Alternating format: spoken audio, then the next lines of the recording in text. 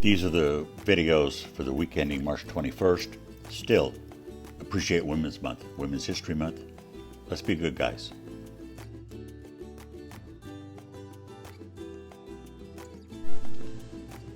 This golfer is in what is called a single plane setup, the one created by Mo Norman and made famous now by Bryson DeChambeau. It's a good position to be in because it allows you to swing up and down a straight plane, and yet generally is very accurate. What we'll see here is this golfer has somehow decided to hit it off to the right. Let's see if we can find out what's going on. We'll play it in slow motion.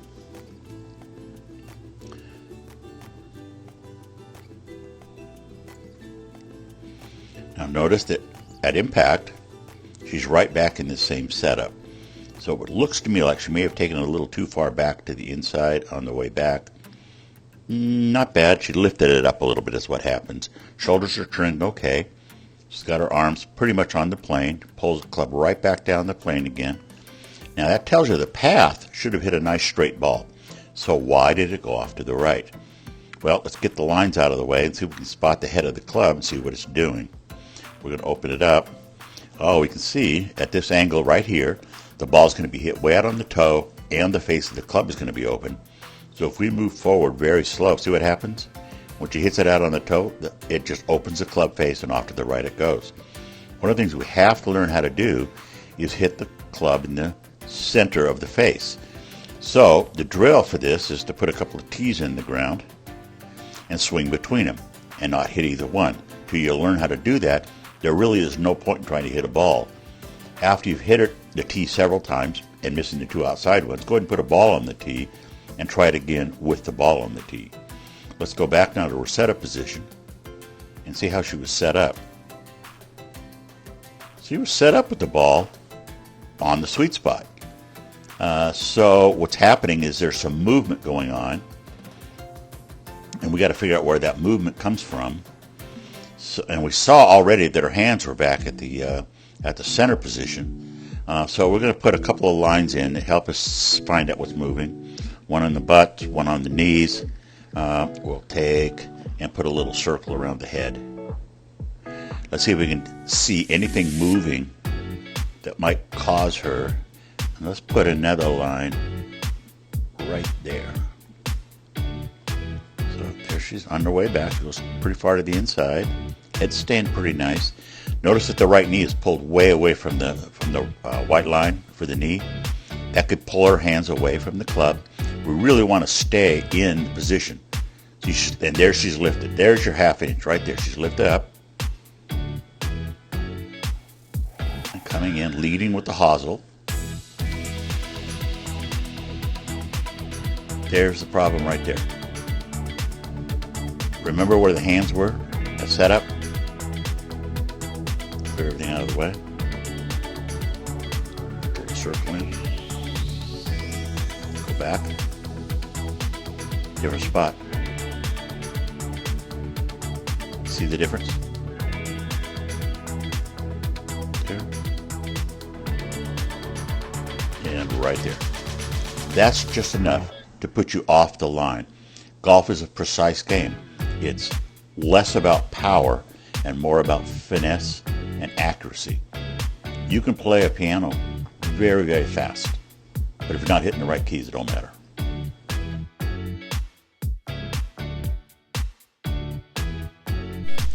Just a bit ago, we saw this golfer on a down-the-line shot, and we were trying to figure out why she's catching it out on the toe so much. I think this face-on view is going to give us a better picture, so to speak. What's going to happen is that left elbow is going to bend, and that's what creates the club coming in. You couldn't see that too much down the line. Right there, she's falling forward a little bit, overbending the elbow. But watch as she comes into the shot. You're going to see the left elbow break down right here and pull right back in. That's pulling the club away from it. We're going to get the same kind of a weak shot. I'm going to blow it up for you so you can see it. Notice at the club face now, how far to the right it's gone. You can't hit the ball hard out on the toe and not expect the club face to open. And that's really opened up a lot. She doesn't get it closed at all through impact. It stays open. And that's what's causing it to go off to the right. That and the bent elbow. See that bent elbow? That elbow should be as straight there as it was in the takeaway there. We should see just a reverse of that shot when we get to the forward shot. And you see she's pulling away. That is always going to cause that shot off to the right and cause you to not hit the ball solid. Also, it's going to add too much loft to the club, and you're going to be in problems. This isn't too bad of a setup. We'd like to see the shaft angle compared to the forearms at 144 degrees. That's the tour average. But we're not tour players. He may be bent over a little too far, but it's not bad. He's in a good posture. What his key to a good successful swing is a very smooth rhythm and tempo. And I want you to see what I think is a really nice rhythm and tempo. Just slightly over the top. By that I mean at the top of the backswing, he's going to move the club that way. Watch, see? That's an over-the-top swing. The initial move should be to bring the head of the club or the shaft of the club back down under the plane. We've talked about swinging under the table. This is over the table, crashing into the top of the table. Look how wide open the face is. Now he's got good athleticism, so he's able to close the club face in time and get a pretty good shot off and pretty good finish. But I think if he could work on his path, try to get that more inside-out path, I think he's going to be a happier camper or happier golfer. This is one of my golfers that's trying to do the single plane, and he has a tendency to get stuck between a single plane or a two-plane setup. Right now he's more in a two-plane setup. The yellow line should be running up under the lead forearm up towards the armpit, so the hands would be a little higher. The rest of it looks pretty good. The right knee maybe is a little too close to the ball. He should be back a little bit. He probably is open in this stance. By that I mean he's got his shoulders lined up a little too far to the left. Let's move this forward a little bit at a time, see what happens. We're going to see that he has a tendency to want to lift the club up into the air. When we're on a single plane swing, what we want to do is about here start folding that left arm so the club stays right on that yellow line. There's no reason, if we're going to be in a single plane, that we'd want to swing in two planes because that just defeats the whole point of the single plane setup. Now I'm going to redraw in the single plane line. In fact, I'll do that in red just so you can see the difference. The single plane line would have the club going up about like this angle. The arms would be up higher. As he takes it back, you can see that's pretty much the line he's going on. Even that's a little over the top of that, but that's better. Then what he has a tendency to do, he has a tendency right about in here to start pulling away a little bit. That's what we talk about, keeping the butt out, keeping this angle and this angle solid and really structured. We don't want to move the knee to the ball. We want to move the right knee to the left knee if we're going to move it at all. So you can see how it's moving to the ball.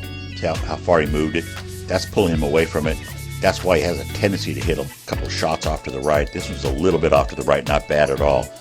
Then he's going to exit pretty close to the top line. I think he's got to get his hands up where they belong in the single plane swing so he can finish. Look at the good rotation. The one thing he's accomplished over the last, 3 or 4 years is he's learned to relax and be a little more comfortable in the swing. I like it. He can play better golf when he's relaxed, that's for sure. This is one of those days when I have a great experience of coaching a father, a son, and a grandson. This is the son. You saw the father a little bit ago in the yellow shirt, single plane swinger. Here we have his son, who's a two-plane swinger. Pretty classic setup right there. What we're going to watch for is, does he keep the club head coming down under the swing plane? In a two-plane setup, it's two planes in the setup, and he also has a two-plane swing. So the club is going to go above the yellow line on the way back, but on the way to the ball, it's still got to come under that yellow line. You'll see what he does here. He takes it a little too far under the yellow line on the way back, and then above it on the way through. See how it's way over the top there? That's just enough to have the club face a bit open, the path a little right to left. It's going to be a weaker shot, a high shot, and a shot that'll ultimately curve out to the right. The problem he's also going to face is that when he gets to his irons, that's always going to be a weak shot. He's going to early release, and he's going to hit a high, weak shot off to the right. what you see here, if I really blow this up, see how much the left arm is buckled, left wrist and the left arm? Those should be, at this position right here, more in the waiter position, similar to the position like that, but he got there too late. He needs to be getting there earlier than that so he can really rotate the club closed. On his backswing, he never quite gets to the full backswing. The club head should be on a line straight back from his hands. He's losing his power, and then that over the top move, you can see that right there. Instead of bringing that club back down on the swing plane line, we'll do this again in a different color. We'll do it in white. That's the path the hands should follow down to the golf ball. Notice they're going to go under the yellow line, and his don't. So the club head gets over outside the hands too early. Now when his hands are right here, now we'll put that in. There's the club in the hands. We're going to go back to the takeaway. See the difference? That's way over the top from where he was. That's why he's getting a high weak shot with his irons, and that's why he has a tendency to push or slice his woods on occasion. Now we get to the third part of this triumvirate, the grandson. Grandson's got a very classic, well-trained position in his setup. Let's see how close he is to the tour angle of 144. We'll go straight down his arm, and we'll go straight down the glove shaft, and 145. That 1 degree could be me shaking a little bit. This is a good setup. Let's go ahead and draw the spine tilt in too. You see a nice straight spine, no curve in it. That's a really nice line. He's in good position here. Let's watch the takeaway here. Oh, the wonderfulness of youth. He's got the club coming back. Notice that it's on his spine angle. It may be a little shut. We'd like to see the head of the club being parallel to the spine tilt here, but it isn't bad. I mean, it's just a little bit high, a little bit flatter, and it's a little too far inside. And he's going to come up here. Great position. I'm going to draw in another line here. I'm going to follow his arm line down. This is a really classic position right here. If I come right down his arm line, you'll see that line and the yellow line where his shaft was are parallel. That's perfect. Then he's going to come back down underneath. You see how the club's staying behind him, clearing out his hips, coming through. Hands are a little higher than we'd like to see him at this point, but not too bad. He'll get better at that when he's not trying to swing so hard. Look at that ball flight. Can you see it? It's going to come right over his head, straight as an arrow. There's Dad off to his left looking, oh my goodness, why can't I do that? Now, the one thing I would like to see him do, I'd like to see him finish with the club shaft going there. He's holding it off a little bit.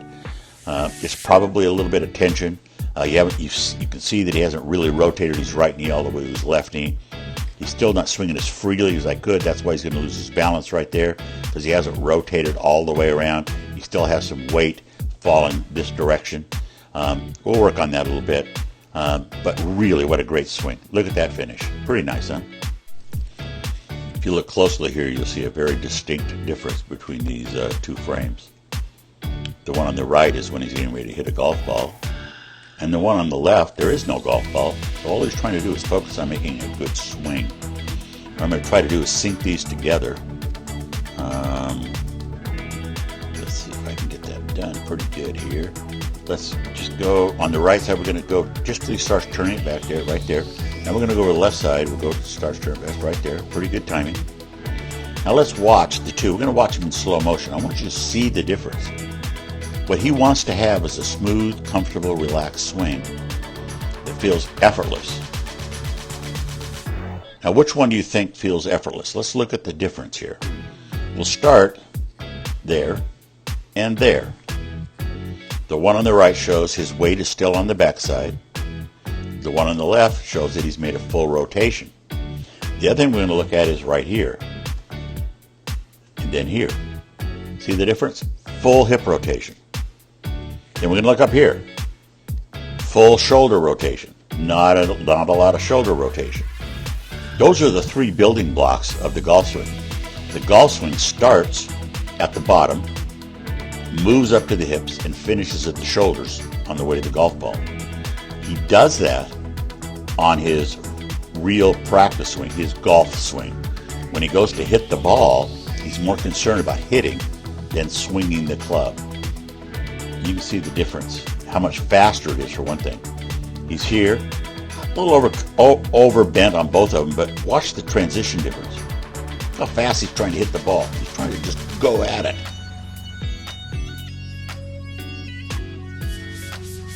And he doesn't like the way that feels. He's not comfortable. And I can understand why. He's got it in him. So we've got him practicing over and over and over again without a golf ball. Just learn to swing. You've got to learn the motion before you can create power and create good contact.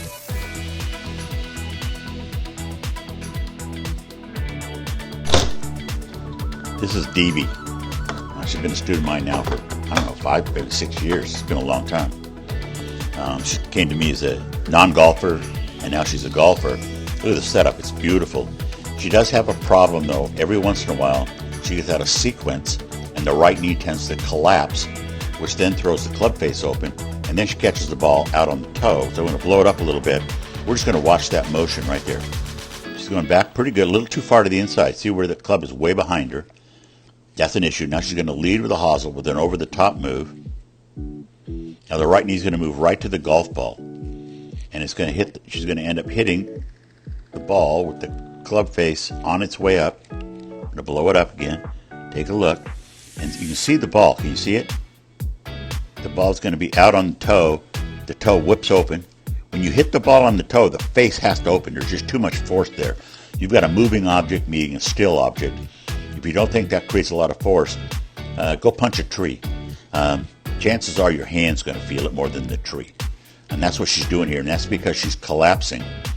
The knees need to stay at the same height through the entire swing. See how it's dropping down? That's not transferring your weight to the forward side. That's falling off and landing on the backside. She knows better than that. She catches it, but she doesn't always know what causes it. And what causes it is not starting the rotation back to the golf ball with the hips. She starts with her shoulders. Her shoulders are way ahead of the hips. She can't catch up. No way. Your hands are going to move faster than your hips will move. This is Al. Al's been pretty solid mechanically for the last, 9 or 10 months of lessons. I caught him in a swing that he probably does on the golf course, where things just don't move right. And when they don't move right, nothing works. He's got a great setup there, and as he goes back, not bad. He's getting good weight transfer, getting off the front leg. Now he's going to collapse a little bit there. See where he collapsed? He also took his hands back much further than he rotates, and there's no hip rotation at all. We haven't gotten any movement of the left knee much to the right knee. I mean, the right knee to the left knee. I'm sorry, backwards. Let's watch the downswing now. He's just going to start pulling up. See how it's going up instead of behind him? The left shoulder needs to go around, not straight up. Then he's going to flip right there.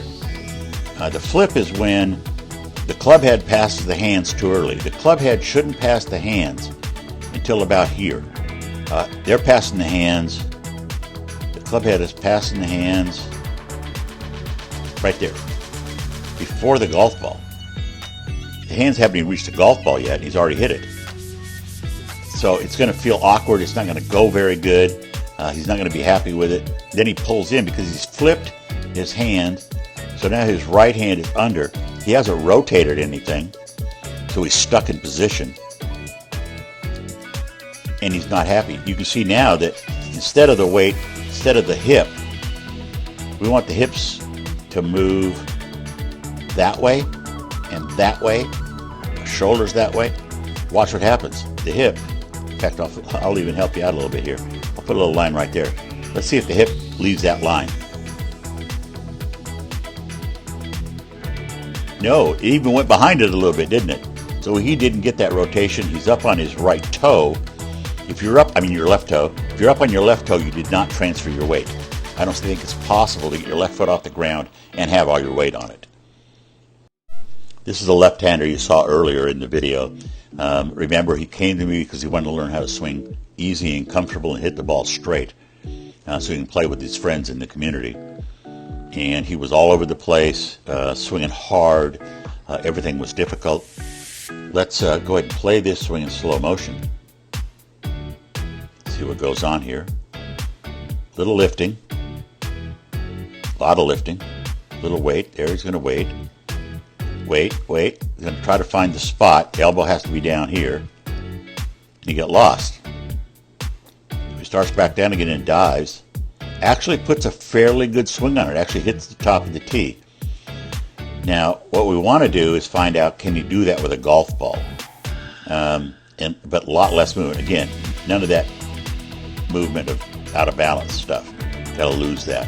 We're going to work on that. And this is Al again. We saw him a few videos before swinging where he wasn't able to get any rotation at all in his shoulders, his hips. His weight stayed on his back foot, his left foot come off the ground. Let's just watch this in slow motion because we talked a little bit about it. Al's the kind of guy that just gets it. When you talk to him, he understands what he does, and he can visualize how to fix it, and he does. Watch this nice swing in slow motion. On plane, 1, 2, dead straight. Look at the rotation. This golfer came to me and said, listen, I play with a lot of older folks in my community. They swing easy and hit it further than me. I want to learn how to swing easy. I thought, okay, we can do this. But let's start with the setup. We'll see that his setup is a little backwards. By that I don't mean that he's left-handed. That isn't what I mean. I mean that this side should be a straight line, but the other side's a straight line. You're going to tilt away from the golf ball or away from the target. He's tilted in the wrong direction. And that happens with a lot of amateur golfers. What they do is they play the ball forward like they were told to do, in other words, up off the front heel, but then they turn and face it, which then throws their whole alignment out of sequence. They've actually got the ball in the middle of their swing rather than in the front of their swing, so they won't hit it on the way up, they're going to hit it on the way down. The other thing he has a tendency to do is swing very, very hard. If you think about the word hard, you can think about difficult, rigid, stiff, stone-like, granite, a hard chair, not an easy chair.